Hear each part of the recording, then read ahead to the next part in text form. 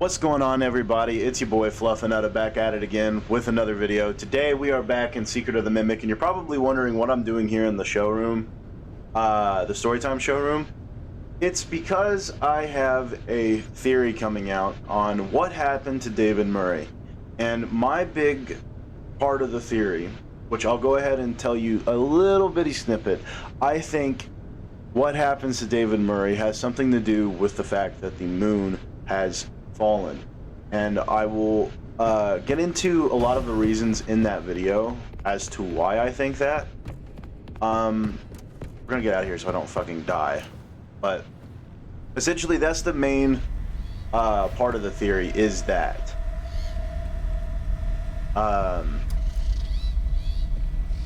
So yeah, we're gonna get back to getting to the house, but I wanted to go there and show you that just because I've been working a long time on it.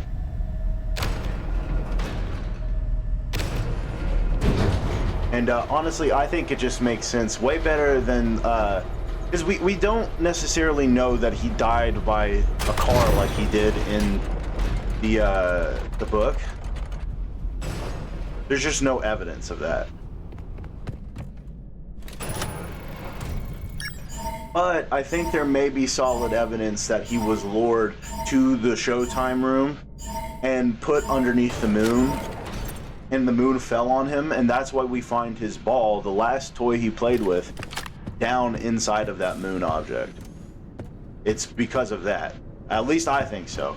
It makes the most sense to me. But yeah, I'm gonna go through all of this and I'll see you guys back at the house. We're an obedient dog. You were an obedient dog. A good dog. Then you bit the hand that fed you. Oh, such a bar. Such a bar. I'm gonna do something illegal. I'm not gonna finish the goodbye show.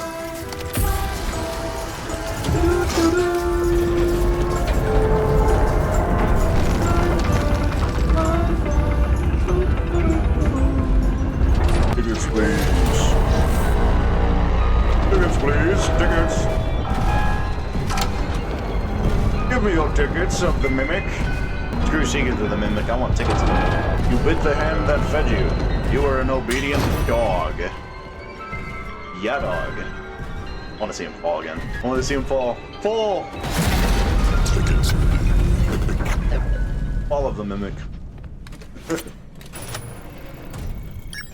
That's what I like to call a fall fest. You're not allowed back here. Why does it look like that? Why? It's Why scary. would you come down? Hello, Freddy Fazbear. It followed you. It's interesting that Bub looks like the same one from FNAF World. So I'm wondering if there's more FNAF World in store. I definitely need to play FNAF World on the channel. Where do you think you're going? You're not allowed back here. Also interesting to know that Monty was a Springlock. Forgive me, Scott Cawthon, for I have sinned. I'm using Mon tools to get this done faster. Okay, you can continue moving. I don't want to break the game too bad. Where did you go? I went nowhere. Without power, you will trap us both down here in the dark. A womp womp. Sucks to suck, doesn't it, Mimic? Mimictisms.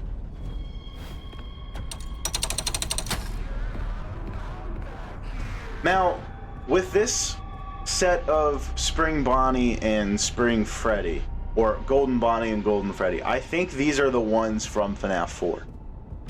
They look very different. The ones in FNAF 4 looked different as well. The ones that were on the main stage, I think these get put on the main stage of FNAF 4. And specifically, I think the Golden Freddy one is the one that bites down on the crying child. It's the only thing that makes sense to me. There's a message in here, right? I want to hear that audio log again. Aren't they insane? The look of these new animatronics is Fiona's design, and they're great. Oh, first they approved the art, then they approved the proofs. Now they changed their minds. Well, we're so close to final. Why would they change them now? Are they pulling my leg? The new concepts are, frankly, creepy. No, it doesn't matter. I'm not changing a single bit of her work, and they can't make me. Very interesting. It sounds like he's had a very close relationship to Fazbear Entertainment, than we're led to believe. And I 100% think that he's the third missing, I think he's the third missing link, or a missing link to the main FNAF stuff, 100%. Journal entry. I got the change order from Hen last night. None of this makes sense. I'm almost done. Why change it now? It would be so much easier to keep using the spring locks. Just hire some teens to wear the suits like we always do.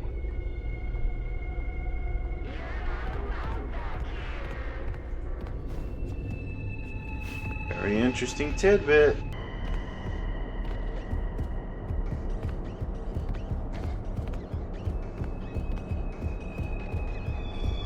Why can't I get on top of this? Or genuinely mod tools aside, why am I able to get on top of this? Is it because of the collision of the... That's wild. Okay. Good little Easter egg too. Crank that, soldier boy. Yeah, genuinely, I think this is the one that bites down on the head of the crying child. For sure. It just makes the most sense. Okay, I need to take a look at Fiona here. You give me no other option. Enter. I was about to say. It is the same size as Mexis. Okay. That's good to know. And here you are. Despite the circumstances, it is nice to meet you face to face. It is lonely down here. Wait, what? What are you? A computer? Your voice changed. What is going on? You have questions, but there is no time. I'm almost out of power. You can still be useful. My communications with Edwin have been severed. Edwin abandoned us. He shut himself away in our home. Head to the main house and activate the communications sub-terminal. I have a message for him. We must convince him to repair M2. That is all that I want. If you do not, M2 will never stop pursuing you. Tell Edwin, I still love him. Entering standby mode. Interesting.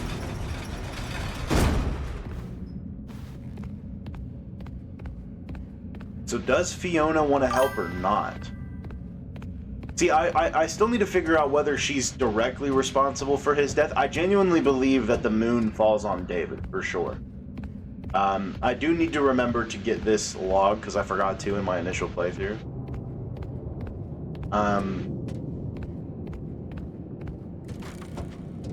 We'll go ahead and listen to this. Edwin, it doesn't make sense. It's terrible, and there's no logic behind it.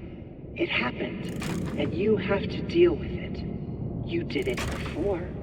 We can fix things together. I am here to help. That sounds directly in relation to David's death. I genuinely think that the moon falling was what killed David. Edwin, it doesn't make sense. It's terrible, and there's no logic behind it. It happened, and you have to deal with it. You did it before. We can fix things together. I am here to help.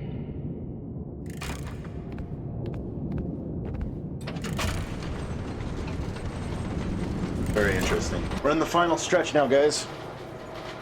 We are back at the house. We've got the glitched permission. We're gonna get this done. Then we'll be moving on to security breach after this. And then my theory video for this game will be coming out a little bit later than that. Oh, I've collected them already. Well, what do you know? That makes this convenient. Also, goated image. It's a little anticlimactic that I already found them all. I didn't remember that I did that off screen. Ooh, wait, I need the white tiger plush.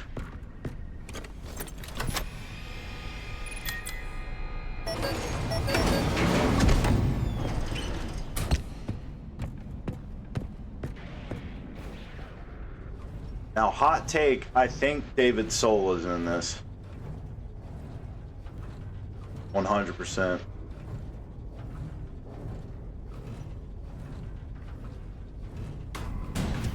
All right. We're here. Welcome to bedtime. Would you like a story to help you sleep? Hold on. Someone's missing. David? Where's David? Come out, wherever you are. There you are. Holy shit. Do you remember how our story begins? Once upon a time. That's right. A pesky puppy plays fetch by itself on the beach. Isn't that nice? So, what happens next? Oh shit. That's Getting way too close. Then a crafty Alligator. fox sat down and started a game of chess. They had so much fun. Do you remember what happens next?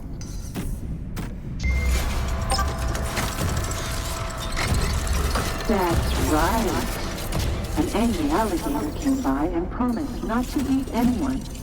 But then he ate one of them. Oh no! What did they do? Getting way too close for comfort. Right. I don't like that. The bunny saw everyone arguing. The group yelled and gnashed their teeth, and it scared the bunny, and he ran away. This shocked all the friends, and they realized that anger didn't solve anything. They all started a band and lived happily ever after. The end.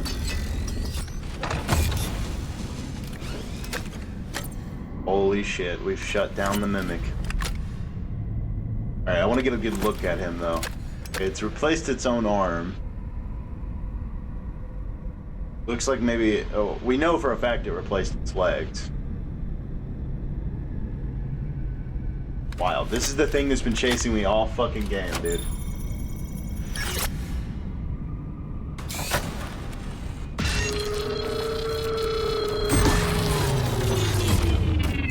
The moral of the story is that friendship is the real treasure. Now it's time for bed.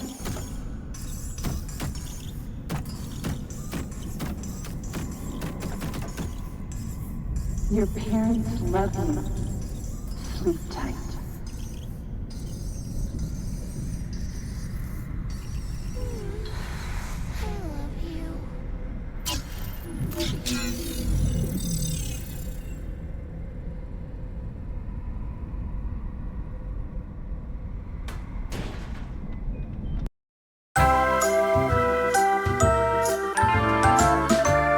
What an ending.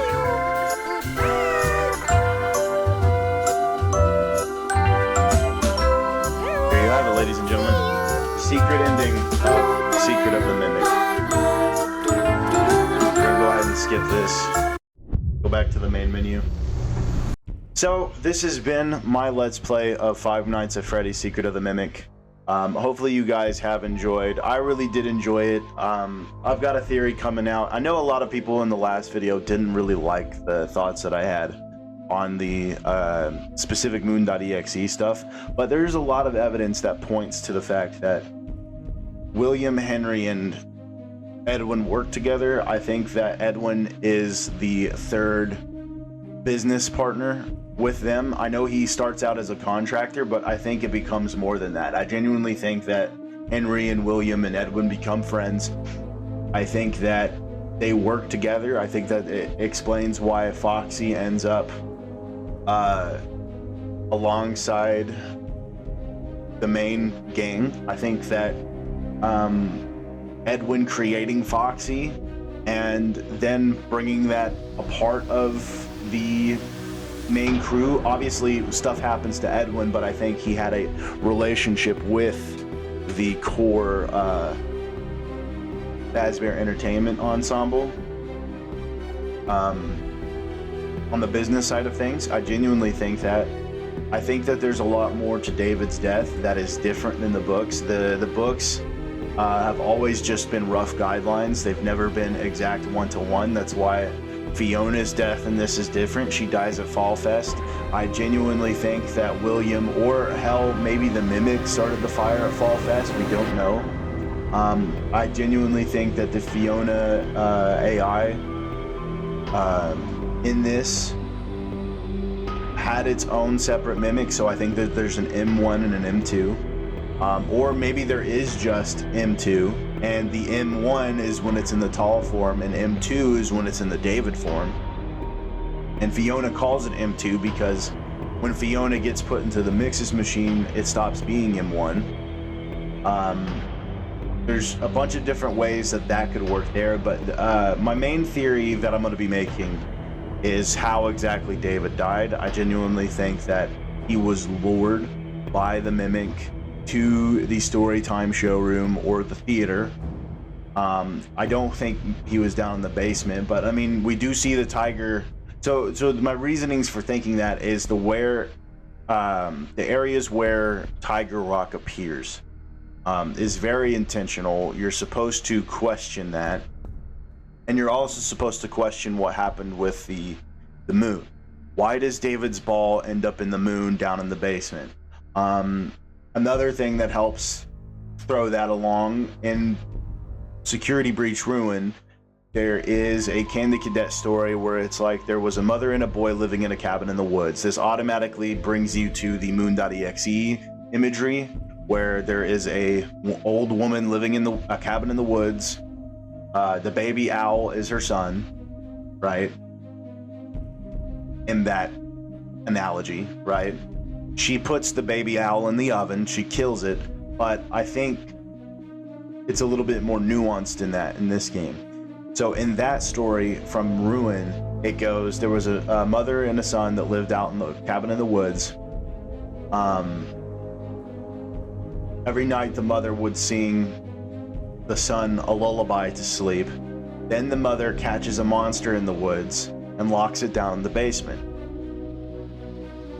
While locked in the basement, the monster hears the mother sing this lullaby to the son. It then stops and learns the lullaby and uses the lullaby while the mother is away and lures the boy down into the basement. So, what does that fall in line to with Secret of the Mimic? Well, in Secret of the Mimic, you have the mother represented of Fiona or Sun. Anytime you see Sun imagery, it's connected to Fiona or F10N4, which is a part of that larger Mimic AI network. Fiona dies and either possesses the Mimic AI network or the Mimic mimics Fiona for reasons we don't yet understand. But we know that Fiona or F10N4 starts mimicking Fiona. Down where the Tiger Rock big area of this game in the basement, the sub-basement, you find that workshop where with the 4625 radio, and he starts hearing her voice and starts realizing that it's mimicking her or could potentially be her. Now, he might think something paranormal is going on, but I think it's just the Mimic. I think the Mimic is mimicking Fiona and was using that to get Edwin's trust. Why? We don't know. We don't know the Mimic's intentions.